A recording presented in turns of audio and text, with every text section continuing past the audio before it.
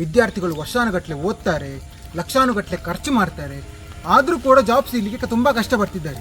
Education ಎನ್ನುವುದು ಎಲ್ಲರಿಗೆ accessible ಆಗಿರಲಿಲ್ಲ. ಬ್ರಾಹ್ಮಣ ಹಾಗೂ ಕ್ಷತ್ರಿಯರಿಗೆ ಮಾತ್ರ ವಿದ್ಯಾಭ್ಯಾಸವು ಸೀಮಿತವಾಗಿತ್ತು. ಬ್ರಿಟಿಷರು ನಮ್ಮ ಎಜುಕೇಷನ್ ಸಿಸ್ಟಮ್ ಅನ್ನು ಅಡಾಪ್ಟ್ ಮಾಡಿ ನಮ್ಮ ಪುಸ್ತಕಗಳಲ್ಲಿದ್ದ ಇನ್ಫಾರ್ಮೇಶನ್ ಎಲ್ಲ ಕದ್ದು ಅವರ ಎಜುಕೇಷನ್ ಸಿಸ್ಟಮ್ ಅಂತ ಹೇಳಿ ಪ್ರಮೋಟ್ ಮಾಡಲಿಕ್ಕೆ ಶುರು ಮಾಡಿದ್ರು. ಆದರೆ ನಮಗೇನು ಸಿಕ್ತು? ಎಜುಕೇಷನ್ ಎನ್ನುವುದು ಎಕ್ಸಾಮ್ ಓರಿಯೆಂಟೆಡ್ ಆಗಿ ಉಳಿದೋಯ್ತು. ಸಕ್ಸಸ್ ಎನ್ನುವುದು ಮಾರ್ಕ್ನ ಮುಖಾಂತರ ಜಡ್ಜ್ ಮಾಡ್ತಿದ್ರು, ಆದ್ರೆ ಅವರ ಸ್ಕಿಲ್ಸ್ನ ಮುಖಾಂತರ ಅಲ್ಲ. ಆದರೆ ಸತ್ಯ ಏನಂದ್ರೆ ಇಲ್ಲಿನ ಯೂತ್ ಅನ್ಎಂಪ್ಲಾಯಬಲ್ ಅಂತ ಯಾರು ಮಾತಾಡ್ತಿಲ್ಲ. ಇಂಡಿಯಾ ಒಂದು ಡಿಗ್ರಿ ಪ್ರೊಡ್ಯೂಸಿಂಗ್ ನೇಷನ್ ಇಂದ ಇನ್ನೋವೇಷನ್ ಪವರ್ ಹೌಸ್ ಆಗಿ ಟ್ರಾನ್ಸ್ಫಾರ್ಮ್ ಆಗ್ತದೆ. ನಮ್ಮ ಎಜುಕೇಷನ್ ಸಿಸ್ಟಮ್ ಖಾಲಿ ನಮ್ಮ ಕಾಲೇಜಿನ ಎಕ್ಸಾಮ್ ಅನ್ನು ಕ್ರ್ಯಾಕ್ ಮಾಡಲಿಕ್ಕೆ ಹೆಲ್ಪ್ ಮಾಡೋದಲ್ಲ, ನಮ್ಮ ಲೈಫಿನ ಎಕ್ಸಾಮ್ ಅನ್ನು ಕ್ರ್ಯಾಕ್ ಮಾಡಲಿಕ್ಕೆ ಹೆಲ್ಪ್ ಮಾಡಬೇಕು.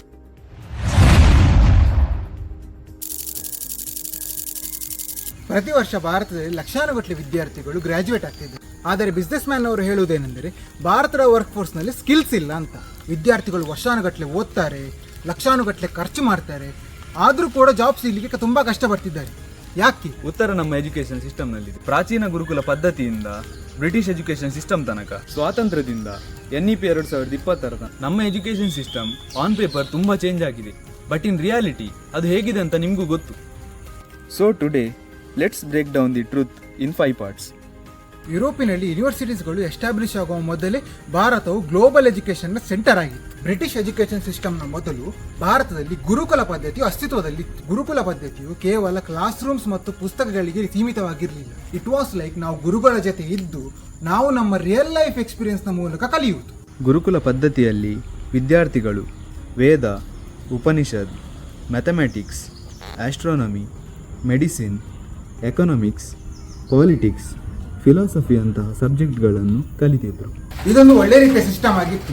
ಇದರಿಂದಾಗಿ ವಿದ್ಯಾರ್ಥಿಗಳು ತಮಗೆ ಜೀವನಕ್ಕೆ ಬೇಕಾದ ವಿದ್ಯೆಯನ್ನು ಕಲಿತಿದ್ರು. ಈ ಪದ್ಧತಿಯ main focus practical learning, values ಹಾಗೆ ಲೈಫ್ ಸ್ಕಿಲ್ಸ್ ಅನ್ನು ಡೆವಲಪ್ ಮಾಡುವುದಾಗಿತ್ತು. ಇಲ್ಲಿ ಯಾವುದೇ ರೀತಿಯ ಡಿಗ್ರಿ ಅಥವಾ ಎಕ್ಸಾಮ್ಸ್ ಇರಲಿಲ್ಲ. ಕಲಿಕೆಯು ಸ್ಕಿಲ್ ಹಾಗೂ ಕ್ಯಾರೆಕ್ಟರ್ ಬೇಸ್ಡ್ ಆಗಿತ್ತು. ನಂತರ ಫೇಮಸ್ ಯೂನಿವರ್ಸಿಟಿಗಳಾದ ನಲಂದ ಹಾಗೂ ತಕ್ಷಶಿಲ ಅಸ್ತಿತ್ವಕ್ಕೆ ಬಂತು. ಅಲ್ಲಿ ವಿದ್ಯಾರ್ಥಿಗಳು ವಿದ್ಯಾಭ್ಯಾಸವನ್ನು ಮಾಡಲು ಚೀನಾ, ಗ್ರೀಸ್ ಹಾಗೂ ಮುಂತಾದ ದೇಶಗಳಿಂದ ಬರುತ್ತಿದ್ದರು. But there was a limitation. Education ಎನ್ನುವುದು ಎಲ್ಲರಿಗೆ ಆಕ್ಸೆಸಿಬಲ್ ಆಗಿರಲಿಲ್ಲ. ಆಗಿನ ಕಾಲದಲ್ಲಿ ಬ್ರಾಹ್ಮಣ, ಕ್ಷತ್ರಿಯ, ವೈಶ್ಯ, ಶೂದ್ರ ಎನ್ನುವ 4 ವರ್ಣಗಳು ಇತ್ತು. ಆದರೆ ಈ ವರ್ಣಗಳಲ್ಲಿ ಬ್ರಾಹ್ಮಣ ಹಾಗೂ ಕ್ಷತ್ರಿಯರಿಗೆ ಮಾತ್ರ ವಿದ್ಯಾಭ್ಯಾಸವು ಸೀಮಿತವಾಗಿತ್ತು. ಇದೇ ಒಂದು ಕಾರಣವಾಗಿತ್ತು ಬ್ರಿಟಿಷರು ಅವರ ಎಜುಕೇಷನ್ ಸಿಸ್ಟಮ್ ಅನ್ನು ಇಲ್ಲಿ ತರಲಿತ್ತು. 1835ರಲ್ಲಿ ಲಾರ್ಡ್ ಮಕಾಲಿ ತಮ್ಮ ಫೇಮಸ್ ಮಿನಿಟ್ಸ್ ಆನ್ ಎಜುಕೇಶನ್ ಎನ್ನುವ ಸಿಸ್ಟಮ್ ಅನ್ನು ಪ್ರೆಸೆಂಟ್ ಮಾಡಿದ್ರು. ಬ್ರಿಟಿಷರ ಪ್ರಕಾರ ಭಾರತೀಯರು ಕೇವಲ ಕ್ಲರ್ಕ್, ಅಸಿಸ್ಟೆಂಟ್ ಹಾಗೆ ಟ್ರಾನ್ಸ್ಲೇಟರ್ನಂತಹ ಕೆಳಮಟ್ಟದ ಕೆಲಸಗಳನ್ನು ಮಾಡಬೇಕಾಗಿತ್ತು. ಹಾಗಾಗಿ ಅದಕ್ಕೆ ತಕ್ಕಂತಹ ಎಜುಕೇಶನ್ ಸಿಸ್ಟಮ್ ಅನ್ನು ಇಂಟ್ರೊಡ್ಯೂಸ್ ಮಾಡಿದ್ರು. ಹಾಗಾಗಿ ಭಾರತೀಯರ ಫೋಕಸ್ ಕ್ರಿಯೇಟಿವಿಟಿ ಹಾಗೂ ನಾಲೆಜ್ ಇಂದ ಮೆಮರೈಸೇಷನ್ ಮತ್ತು ಕ್ಲೇರಿಕಲ್ ಟ್ರೈನಿಂಗಿಗೆ ಶಿಫ್ಟ್ ಆಯಿತು. ಆಯುರ್ವೇದ, ಫಿಲಾಸಫಿ ಹಾಗೂ ಆಸ್ಟ್ರೋನಾಮಿ ಅಂತ ನಮ್ಮ ಸಬ್ಜೆಕ್ಟ್ಗಳನ್ನು ಸೈಡ್ ಲೈನ್ ಮಾಡಿ ಅವರ ಲ್ಯಾಂಗ್ವೇಜ್ ಆದಂತಹ ಇಂಗ್ಲಿಷ್ ಹಾಗೂ ರೂಟ್ ಲರ್ನಿಂಗ್ ಅನ್ನು ಪುಷ್ ಮಾಡಿ. ಆನ್ ದಿ ಅದರ್ ಹ್ಯಾಂಡ್ ಬ್ರಿಟಿಷರು ನಮ್ಮ ಎಜುಕೇಷನ್ ಸಿಸ್ಟಮ್ ಅನ್ನು ಅಡಾಪ್ಟ್ ಮಾಡಿ ನಮ್ಮ ಪುಸ್ತಕಗಳಲ್ಲಿದ್ದ ಇನ್ಫಾರ್ಮೇಶನ್ ಎಲ್ಲ ಕದ್ದು ಅವರ ಎಜುಕೇಷನ್ ಸಿಸ್ಟಮ್ ಅಂತ ಹೇಳಿ ಪ್ರಮೋಟ್ ಮಾಡಲಿಕ್ಕೆ ಶುರು ಮಾಡಿದ್ರು. ಇದರಿಂದಾಗಿ ಬ್ರಿಟಿಷರು ಸೂಪರ್ ಪವರ್ ಅಂತ ಹೇಳಿ ಹೇಳಲ್ಪಟ್ಟರು. ಆದರೆ ನಮಗೇನು ಸಿಕ್ತು? ನೀವು ಕೂಡ ನನ್ನ ಪಾಯಿಂಟ್ ಜೊತೆ ಅಗ್ರಿ ಮಾಡೋದಾದ್ರೆ ಕೆಳಗಿರೋ ಲೈಕ್ ಬಟನ್ ಅನ್ನು ಪ್ರೆಸ್ ಮಾಡಿ. ಬ್ರಿಟಿಷರ education system it's never meant to be make leaders or entrepreneurs or scientist. ಬ್ರಿಟಿಷರು ಈ ಎಜುಕೇಷನ್ ಸಿಸ್ಟಮ್ ಅನ್ನು ಡೆವಲಪ್ ಮಾಡಿದ್ದೆ ಅವರ ಅಂಡರ್ ಕೆಲಸ ಮಾಡಬೇಕಂತ. And the shocking part is ಸ್ವಾತಂತ್ರ್ಯದ ನಂತರವೂ ಈ ಸಿಸ್ಟಮ್ ಹಾಗೆಯೇ ಉಳಿದು ಹೋಗಿ. ಆಫ್ಟರ್ 1947 ಇಂಡಿಯಾಗೆ ತುಂಬ ದೊಡ್ಡ ಚಾಲೆಂಜ್ ಇತ್ತು. ಅವರು ಹೇಗೆ ಲಕ್ಷಾನುಗಟ್ಟಲೆ ಜನರಿಗೆ ಎಜುಕೇಷನ್ ಕೊಡ್ತಾರೆ ಅಂತ ಅವರು ಬ್ರಿಟಿಷ್ ಎಜುಕೇಷನ್ ಪಾಲಿಸಿ ಜೊತೆ ಕಂಟಿನ್ಯೂ ಮಾಡಿದ್ರು.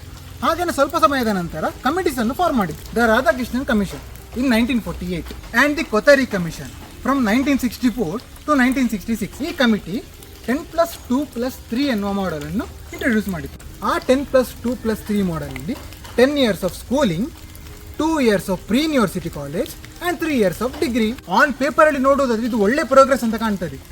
ಆದರೆ but again here is the truth. The mind set remains the same. Education ಎನ್ನುವುದು ಎಕ್ಸಾಮ್ ಓರಿಯೆಂಟೆಡ್ ಆಗಿ ಉಳಿದೋಯ್ತು. ಸಕ್ಸಸ್ ಎನ್ನುವುದು ಮಾರ್ಕ್ನ ಮುಖಾಂತರ ಜಡ್ಜ್ ಮಾಡ್ತಿದ್ರು, ಆದರೆ ಅವರ ಸ್ಕಿಲ್ಸ್ನ ಮುಖಾಂತರ ಅಲ್ಲ. ಇಂಡಿಯಾದಲ್ಲಿ ಇರುವ ಕಾಲೇಜ್ಗಳು ಖಾಲಿ ಡಿಗ್ರಿ ಹೋಲ್ಡರ್ಸ್ ಅನ್ನೇ ಪ್ರೊಡ್ಯೂಸ್ ಮಾಡ್ತಿದ್ರು, ಆದರೆ ಪ್ರಾಬ್ಲಮ್ ಸಾಲ್ವರ್ಗಳನ್ನಲ್ಲ. ಇಂಡಿಯಾದಲ್ಲಿ ಅನ್ಎಂಪ್ಲಾಯ್ಮೆಂಟ್ ಇದೆ ಅಂತ ಎಲ್ಲರಿಗೂ ಗೊತ್ತು. ಆದರೆ ಸತ್ಯ ಏನಂದ್ರೆ ಇಲ್ಲಿನ ಯೂತ್ ಅನ್ಎಂಪ್ಲಾಯಬಲ್ ಅಂತ ಯಾರು ಮಾತಾಡ್ತಿಲ್ಲ. ಅನ್ಎಂಪ್ಲಾಯಬಲ್ ಅಂದ್ರೆ ಸ್ಟೂಡೆಂಟ್ಸ್ಗೆ ಆ ಕೆಲಸ ಮಾಡುವ ಸ್ಕಿಲ್ಸೇ ಇಲ್ಲ. ಹಾಗಾದ್ರೆ ಇದು ಯಾರ ತಪ್ಪು? In 2020, a big change was announced. The National Education Policy. NEP 2020. ಈ ಪಾಲಿಸಿಯು ಇಂಡಿಯಾದ ಎಜುಕೇಶನ್ ಸಿಸ್ಟಮ್ ಅನ್ನು ಚೇಂಜ್ ಮಾಡ್ತದೆ ಅಂತ ಪ್ರಾಮಿಸ್ ಮಾಡ್ತದೆ. ನಾವು ಎಕ್ಸ್ಪೆಕ್ಟ್ ಮಾಡೋದು ಏನಂದ್ರೆ ಈ ಪಾಲಿಸಿಯು ಇಂಡಿಯಾದ ಎಜುಕೇಶನ್ ಸಿಸ್ಟಮ್ ಅನ್ನು ಫುಲ್ ಚೇಂಜ್ ಮಾಡ್ತದೆ ಅಂತ. Introduced 5+3+3+4 structure instead of 10+2. ಈ system skill development, critical thinking, coding, AI, vocational training ನಂತಹ ಸ್ಕಿಲ್ಗಳ ಮೇಲೆ ಫೋಕಸ್ ಮಾಡ್ತಾರೆ. ಸ್ಟೂಡೆಂಟ್ಸ್ ಅವರಿಗೆ ಬೇಕಾದ ಸಬ್ಜೆಕ್ಟ್ಗಳನ್ನು ಚೂಸ್ ಮಾಡಬಹುದು. ಹಾಗೆ ಇಲ್ಲಿ ಯಾವುದೇ ರೀತಿಯ ಸೈನ್ಸ್, ಕಾಮರ್ಸ್, ಆರ್ಟ್ಸ್ ಎನ್ನುವ ಕಾನ್ಸೆಪ್ಟ್ ಇರುವುದಿಲ್ಲ. ನಿಮ್ಗೇನಾದ್ರೂ NEP 2020ಯ ಬಗ್ಗೆ ಡೀಟೇಲ್ಡ್ ಆಗಿ ವಿಡಿಯೋ ಬೇಕಿದ್ರೆ ಕಮೆಂಟ್ ಸೆಕ್ಷನ್ ಅಲ್ಲಿ ಕಮೆಂಟ್ ಮಾಡಿ. ಅಂದ್ರೆ ನಾವು ಫಿಸಿಕ್ಸ್ ಜೊತೆ ಮ್ಯೂಸಿಕ್ ಕೂಡ ಕಲಿಬಹುದು, ಎಕನಾಮಿಕ್ಸ್ ಜೊತೆ ಸೈನ್ಸ್ ಕೂಡ ಕಲಿಬಹುದು. Sounds good right? ಆದರೆ ಇಲ್ಲಿ ಒಂದು ತುಂಬ ದೊಡ್ಡ ಕ್ವಶನ್ ಇದೆ, ಎಕ್ಸಿಕ್ಯೂಷನ್. ಹೇಗೆ ಎಕ್ಸಿಕ್ಯೂಷನ್ ಮಾಡ್ತಾರೆ? ಆದರೆ ನಮ್ಮ ಇಂಡಿಯನ್ ಸ್ಕೂಲ್ಸ್ಗಳಲ್ಲಿ ಇಷ್ಟು ಒಳ್ಳೆ ಇನ್ಫ್ರಾಸ್ಟ್ರಕ್ಚರ್ ಇದೆಯಾ? ನಮ್ಮಲ್ಲಿ ಟೀಚರ್ಸ್ಗಳಿಗೆ ಟ್ರೈನಿಂಗ್ ಸಿಕ್ಕಿದೆಯಾ? ಈ ಟಾಪಿಕ್ ತುಂಬ ಡಿಬೇಟೇಬಲ್. ಅಂದರೆ ನಮ್ಮ ಕರ್ನಾಟಕದಲ್ಲಿ ಟೀಚರ್ಸ್ಗಳಿಗೆಲ್ಲ ಎಜುಕೇಷನ್ ಇದೆ, ಆದರೆ ಇನ್ ಅದರ್ ಸೈಡ್ ಬಿಹಾರದಲ್ಲೆಲ್ಲ ಟೀಚರ್ಸ್ಗಳಿಗೆ ಎಜುಕೇಷನ್ ಇಲ್ಲ. ಅವ್ರು ಜಸ್ಟ್ ಕಾಲೇಜಿಗೆ ಬಂದು ಪುಸ್ತಕ ನೋಡಿ ಹೇಳಿ ಹೋಗ್ತಾರೆ ಅಷ್ಟೇ.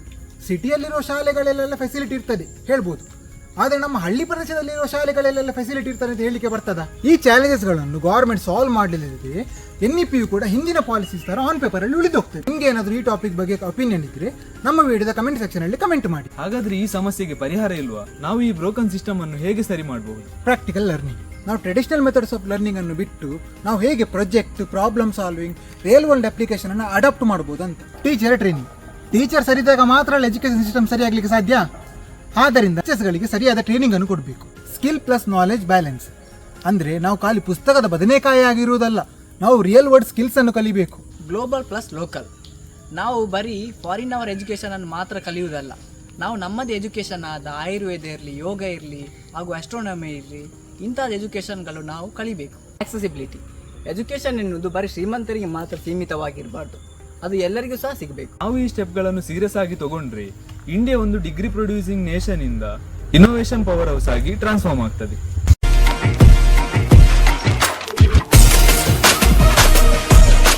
ಇಂಡಿಯಾ ಜಗತ್ತಿಗೆ ಝೀರೋ, ಯೋಗ, ಆಯುರ್ವೇದ ಹಾಗೂ ನಲಂದನಂತಹ ಯೂನಿವರ್ಸಿಟೀಸ್ ಅನ್ನು ಕೊಟ್ಟಿದೆ. ಇಂಡಿಯಾ ಯಾವತ್ತಿಗಿದ್ರೂ ನಾಲೆಜಬಲ್ ಪರ್ಸನ್ಸ್ನ ಲ್ಯಾಂಡ್. ತುಂಬ ಸಮಯ ತನಕ ನಮ್ಮ ಎಜುಕೇಷನ್ ಸಿಸ್ಟಮ್ ಖಾಲಿ ಫಾಲೋವರ್ಸ್ ಅನ್ನು ಬಿಲ್ಡ್ ಮಾಡ್ತಿತ್ತು, ಲೀಡರ್ಸ್ ಅನ್ನಲ್ಲ. ಈಗ ನಾವು ನಮ್ಮ ಎಜುಕೇಷನ್ ಸಿಸ್ಟಮ್ ಅನ್ನು ಚೇಂಜ್ ಮಾಡಬೇಕು. ನಮ್ಮ ಎಜುಕೇಷನ್ ಸಿಸ್ಟಮ್ ಖಾಲಿ ನಮ್ಮ ಕಾಲೇಜಿನ ಎಕ್ಸಾಮ್ ಅನ್ನು ಕ್ರ್ಯಾಕ್ ಮಾಡಲಿಕ್ಕೆ ಹೆಲ್ಪ್ ಮಾಡೋದಲ್ಲ, ನಮ್ಮ ಲೈಫಿನ ಎಕ್ಸಾಮ್ ಅನ್ನು ಕ್ರ್ಯಾಕ್ ಮಾಡಲಿಕ್ಕೆ ಹೆಲ್ಪ್ ಮಾಡಬೇಕು. ಈಗ ನಮ್ಮ ಮುಂದೆ ತುಂಬ ದೊಡ್ಡ ಪ್ರಾಬ್ಲಮ್ ಇದೆ. NEP 2020 ನಮ್ಮ ಎಜುಕೇಷನ್ ಸಿಸ್ಟಮ್ ಅನ್ನು ಚೇಂಜ್ ಮಾಡ್ತದಾ ಇಲ್ವೋ? ನಮ್ಮ ಎಜುಕೇಷನ್ ಸಿಸ್ಟಮ್ ಚೇಂಜ್ ಆಗಬೇಕಾದ್ರೆ ಮೊದಲು ನಾವು ಚೇಂಜ್ ಆಗಬೇಕು. ಇಲ್ಲಿ ಎಲ್ಲ ಪೇರೆಂಟ್ಸ್ಗಳು ತಮ್ಮ ಮಕ್ಕಳಿಗೆ ಪ್ರೆಷರ್ ಆಗ್ತಿದ್ದಾರೆ. ನೀನು ಕ್ಲಾಸಲ್ಲಿ ಫಸ್ಟ್ ಬರಬೇಕು, ಅವನ ಮಗ ಅಷ್ಟು ಮಾರ್ಕ್ ತೆಗ್ದ, ನಿಂಗೆ ಯಾಕೆ ತೆಗಿಲಿಕ್ಕೆ ಆಗೋದಿಲ್ಲ ಅಂತ ಹೇಳಿ ಎಲ್ಲ ಪ್ರೆಷರ್ ಆಗ್ತಿದ್ದಾರೆ. ನನ್ನ ಅರ್ಥ ಮಕ್ಕಳು ಓದಬಾರ್ದಂತೆ ಏನಲ್ಲ, ಇದರಿಂದಾಗಿ ಮಕ್ಕಳು ತಮ್ಮ ಟ್ಯಾಲೆಂಟ್ ಅಥವಾ ಪ್ಯಾಷನ್ ಅನ್ನು ಫಾಲೋ ಮಾಡುವ ಬದಲು ಖಾಲಿ ಪುಸ್ತಕದ ಬದನೆಕಾಯಿಯನ್ನೇ ಓದುತ್ತಾ ಹೋಗ್ತಿದ್ದಾರೆ. ಮಕ್ಕಳು ಕೂಡ ತಮಗೆ ಸಿಕ್ಕಿದ ಅವಕಾಶವನ್ನು ಸರಿಯಾಗಿ ಉಪಯೋಗಿಸಬೇಕು. ಓದುವ ಮಕ್ಕಳು ಓದ್ತಾರೆ, ಫಸ್ಟ್ ಬರುವ ಮಕ್ಕಳು ಫಸ್ಟ್ ಬರ್ತಾರೆ. ಆದರೆ ಎಲ್ಲ ಮಕ್ಕಳನ್ನು ನೀವು ಫಸ್ಟ್ ಬರಬೇಕಂತೇಳಿ ಪ್ರೆಷರೈಸ್ ಮಾಡುವುದು ತಪ್ಪು. ಹೀಗೆ ಅವರವರ ಪ್ಯಾಷನ್ ಹಾಗೂ ಟ್ಯಾಲೆಂಟ್ ಅನ್ನು ಫಾಲೋ ಮಾಡಲಿಕ್ಕೆ ಪೇರೆಂಟ್ಸ್ನವರು ಅಲೌ ಮಾಡಿ ಕೊಡಬೇಕು. ಈ ವಿಡಿಯೋ ಏನಾದರೂ ನಿಮಗೆ ಇಷ್ಟ ಆಗಿದ್ರೆ ಈ ವಿಡಿಯೋನ ಲೈಕ್ ಮಾಡಿ, ಶೇರ್ ಮಾಡಿ, ಸಬ್ಸ್ಕ್ರೈಬ್ ಮಾಡಿ.